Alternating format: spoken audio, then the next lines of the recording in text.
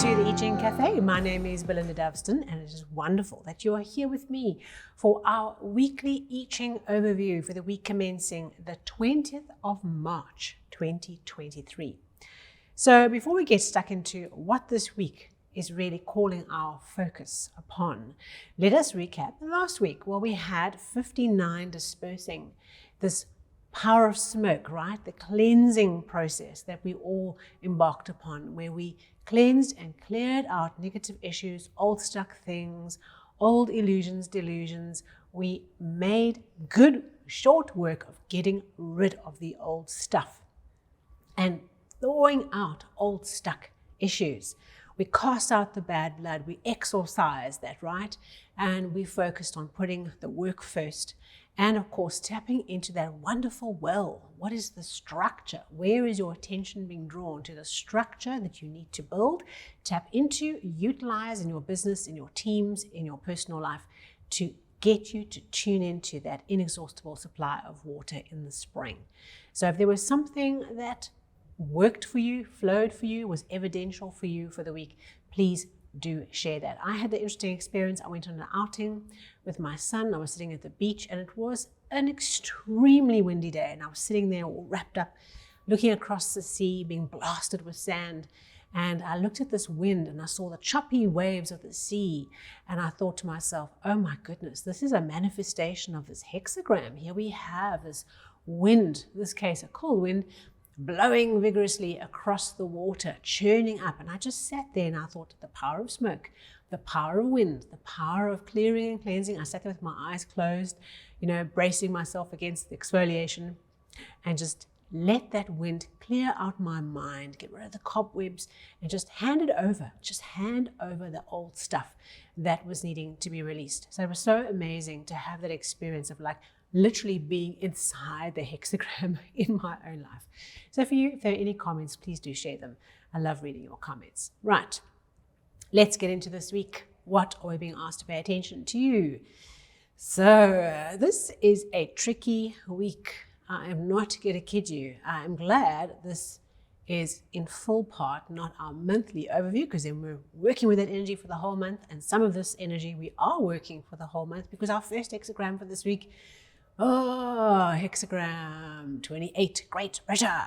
Okay, so if you've watched the monthly overview, you know that particularly and strongly for the first half of the month, this hexagram 28, great pressure, is working through us in March. And here it is in our weekly. So if there was something that you have not yet touched on great pressure, here it is. Bloop, it's come out of the quantum soup to come and bring our attention to an area where we are under a lot of pressure.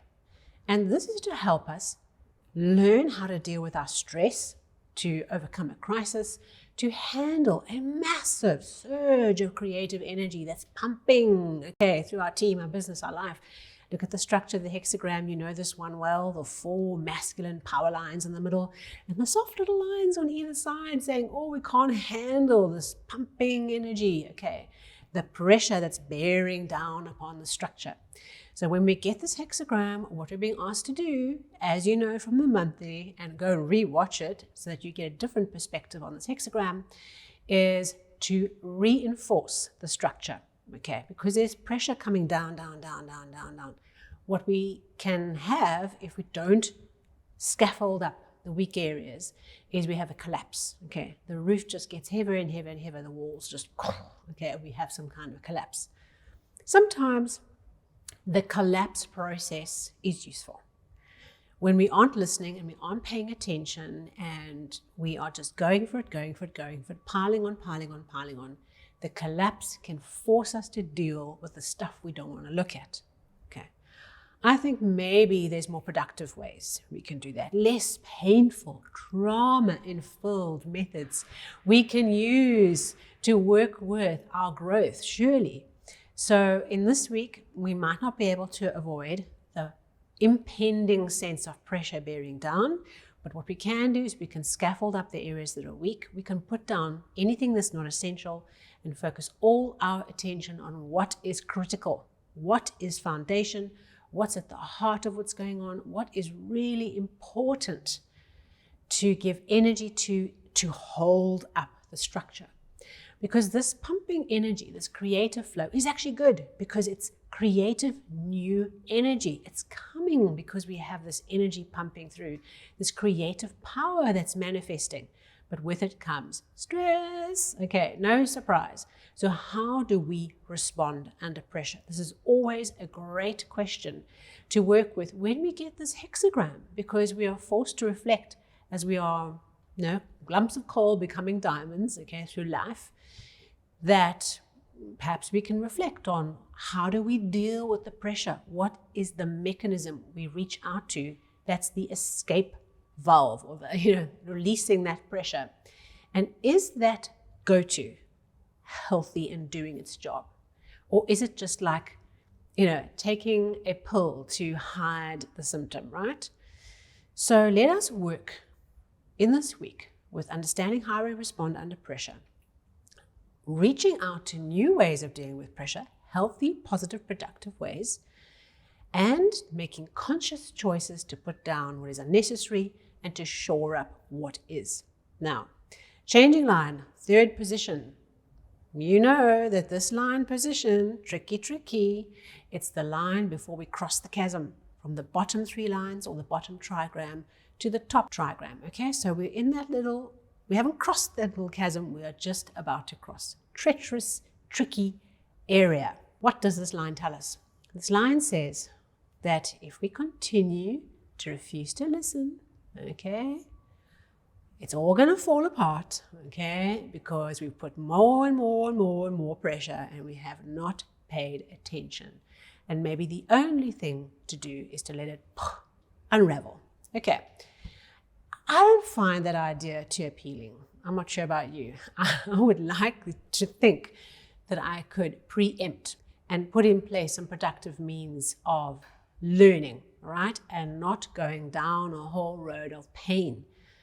So maybe somehow in working with this hexagram and this changing line this week, we don't avoid pain if pain is what we need to grow, but we don't incur unnecessary pain if we are wise and we implement some new approaches. So this changing line might come and bring you a little, all right? There might be a little learning to say, oh, you took that too far, got to pay the price. It might be a big thing for you. I affirm it just creates awareness. And so when you are lumping that pressure onto pressure, and you're not taking the advice, and you're not listening, suddenly something goes off in your head and you go, I Ching, okay, could I do this differently? Not to live your life by the I Ching and what these hexagrams give us, but to say, how can I grow through this? How can I grow up through the things I'm learning in this changing line? Okay, so that changing line, where does it lead us? Well, it leads us inevitably to hexagram 47, exhaustion.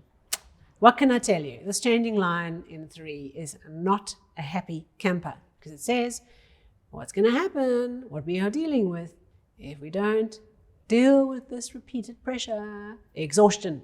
Okay, exhaustion is the water table dropping below the level of the lake. Okay, the lake being dried up and empty. We have to wait it out. There is nothing we can do. It's not personal, it just is. Okay, so exhaustion might mean the bank account exhaustion. Okay, it might be cash flow, it might be profit, it might be unexpected debts that come to mind, or expenses you have to incur that suck you dry. Okay, like with 41 decrease, we had this kind of sense of a temporary drop. We just have to be patient. So you might experience exhaustion as things are not flowing in the cash department, okay? Right. But for many of us, when we are working and stress, I think the big challenge is that we deal with exhaustion from an energy point of view. We are just smashed, okay? So if you feel in this week that there's all these crises and there's all these things pumping into your life, right? And you fall over in this week and you say, I just can't anymore. I need to take time out. I need a day off. Or you're ill. You just have to just climb under the covers and just accept you are smashed. Okay. It's the acceptance of the situation that's part of the learning and the maturing that comes with Hexagram 47. It is not pleasant, and so the combination of these two hexagrams certainly brings our awareness to where we are overdoing it. Too much exercise, too much partying, too much whatever's late night stress, workload, saying yes, overcommitting. You know there's somewhere in your life you are doing this, okay? Just listen to what the I Ching has to say. We might not avoid the crash, we might not avoid the exhaustion, but if it comes into your life, if this is part of your life experience this week, and it doesn't have to be, but if it is, just accept it and give yourself opportunity to recover. Accept the flows of the time. It's just a weekly. Yay! Next week we deal with other energies. Okay. So this week, a very interesting week. Let's see how it goes for us all. I hope that what we do is we take lessons from it. We preempt the exhaustion, right? We are wise to it.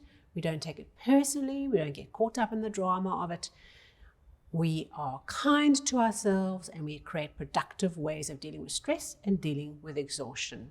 Maybe we just need to do a lay low like broccoli week, okay? Still get stuff done, but recognize that we can't always be up, okay? Sometimes we need to let go and have a break. All right, thank you so much. Wishing you a wonderful week. If this was valuable to you, please like the episode and share it if there's someone who would get value out of it. And of course, if you're new to the channel, please like and follow if you're on the podcast. And I look forward to seeing you on the socials and seeing you back here for our next and last weekly overview for March. Thank you so much.